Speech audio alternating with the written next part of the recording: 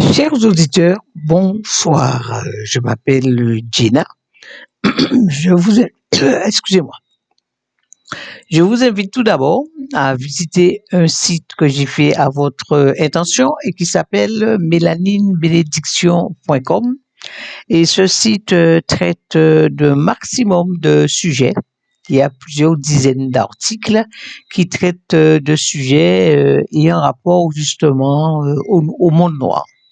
Je vais vous parler ce soir du titre Vierge blanche, asservissement des Noirs en cette croyance.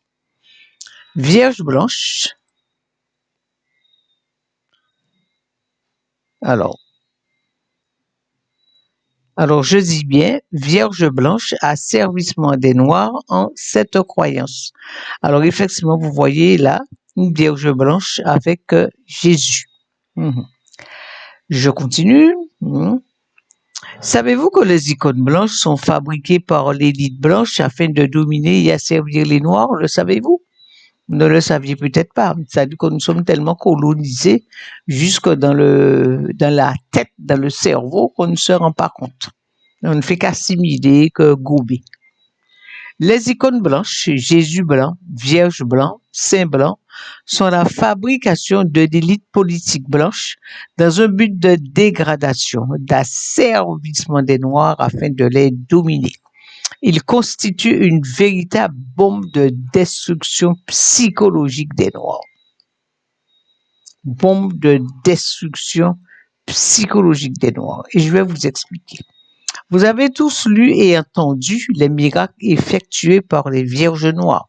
Je cite la Vierge noire de Rocamadour en Bretagne, plus de 180 Vierges noires en France, sachez-le, celle de Montserrat en Espagne et celle dans d'autres pays en Europe. Il y en a au moins 500 en Europe et aussi hors d'Europe. Alors, pour votre information, beaucoup de ces Vierges noires ont été détruites pendant la Révolution française. Vous êtes-vous demandé pourquoi les Vierges noires ont ces pouvoirs miraculeux de guérison et réalisation de vos souhaits? Eh bien, l'explication est dans l'énergie développée par ces icônes de couleur noire. Nous sommes tous des êtres d'énergie. Tout est énergie et tout est fait d'énergie. L'énergie, c'est la vie. Elle vibre, elle est partout, elle est dans le cosmos. L'énergie vibre, l'énergie visible et palpable est condensée, telle que les êtres humains, les animaux, les arbres, les plantes, les minéraux, la terre, c'est de l'énergie. L'énergie non condensée, impalpable et invisible est subtile. Par exemple, la pensée, les sentiments. Visible ou pas, l'énergie vibre. Elle a une fréquence vibratoire, une longueur d'onde. La couleur noire est une énergie très puissante qui absorbe toutes les autres énergies parce que son pouvoir d'absorption énergétique est très fort. Je prends le cas où vous priez, vous confiez vos souffrances à une Vierge noire ou bien à Jésus qui était noir ou à un autre saint, ils étaient tous noirs. Que se passe-t-il énergétiquement? Vos requêtes, vos souffrances qui sont de l'énergie négative sont absorbées par l'énergie puissante émanant de la Vierge noire. Ce travail énergétique se fait aussi bien par le sentiment spirituel supérieur que vous exprimez envers cette Vierge noire à travers votre demande que par l'effet énergétique supérieur d'absorption provenant de sa couleur noire. C'est donc par ce processus que vous ressentirez des changements positifs dans votre vie. Nous avons une action similaire, spirituelle, avec le culte de nos ancêtres qui est puissant. L'élite minoritaire blanche qui domine le monde connaît très parfaitement ces processus énergétiques, mais dans le but de maintenir la population mondiale, surtout noire, dans la domination, l'asservissement et la souffrance, elle a fabriqué blanches ces icônes saintes originellement noires. Voilà ce qui se passe quand vous priez une Vierge blanche ou une autre icône blanche, que ce soit Jésus ou un saint. Vous invoquez une entité qui n'existe pas dans l'au-delà telle que vous la représentez, telle que vous la pensez, c'est-à-dire blanche, et qui de son vivant n'a jamais existé comme vous la représentez, comme vous la pensez parce qu'elle était noire. Comment pensez-vous qu'une entité qui spirituellement n'existe pas dans l'au-delà et n'a jamais existé dans la vie peut intercéder en votre faveur? La fabrication de ces icônes de couleur blanche a été dictée par l'élite minoritaire dominante blanche contre les Noirs dans un but et dans un esprit de domination et éradication de notre civilisation et de notre culture. Asservissement, méchanceté, cupidité, mensonge associés à la prédation, au vol, au pillage, à la barbarie.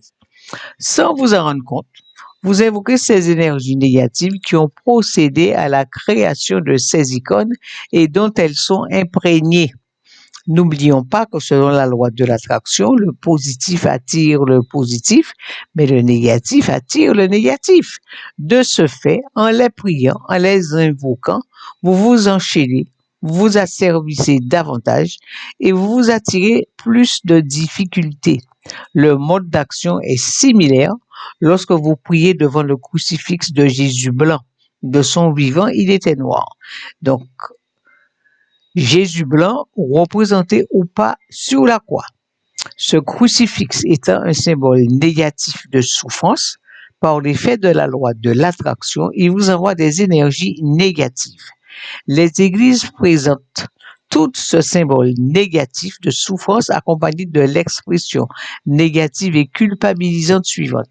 Jésus est mort pour nous sur la croix afin de réparer nos péchés.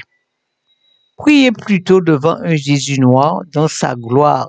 N'oublions pas que la couleur blanche, contrairement à la couleur noire, n'absorbe pas l'énergie, mais au contraire la renvoie par son action réfléchissante.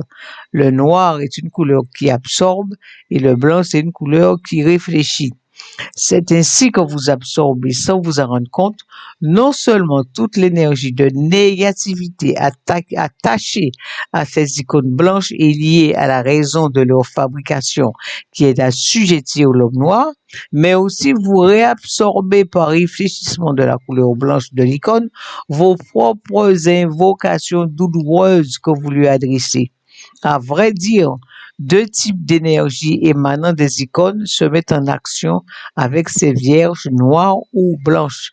Un, une énergie spirituelle positive produite par la Vierge noire ou négative produite par la Vierge blanche et venant du but préjudiciable pour les Noirs qui a procédé à l'invention de cette icône imprégnée de toutes les malédictions envoyées à notre race. Deux, une énergie physique produite par la couleur des icônes noires. Absorption, blanche, réfléchissement. Quand vous priez, pensez et représentez-vous un Jésus noir, une Vierge noire, un Saint noir, car c'est ainsi qu'ils étaient de leur vivant. Rejetez avec force ces icônes blanches inventées pour nous coloniser, nous assujettir, nous asservir. Vous savez certainement que récemment, en février 2024, si je ne me trompe, le président de la Russie, Vladimir Poutine, a fait une exposition à Moscou représentant les personnages bibliques dans leur vraie couleur qui étaient noirs. Et dans son discours au peuple russe, il l'exhorterait à prier la Vierge et Jésus qui était noir. Les papes au Vatican prient toujours devant la Vierge noire du Vatican. Vous avez donc une raison supplémentaire pour gratifier votre mélanine. En outre, les pratiques de la religion catholique révèlent une diabolisation de l'homme noir. Je cite, le signe de croix que nous aimons faire devant un saint blanc ou dans un lieu saint. Le point sur le front est la connexion avec le Tout-Puissant et les forces suprêmes. Le point sur la poitrine reflète l'amour lié à cet acte et que vous portez aux hivers. Par contre, les points sur chaque épaule sont la coupure avec cette connexion. Faites le signe de croix ou bien à l'envers en finissant par les points de la poitrine et du front. Ou bien utiliser les deux points du front et de la poitrine.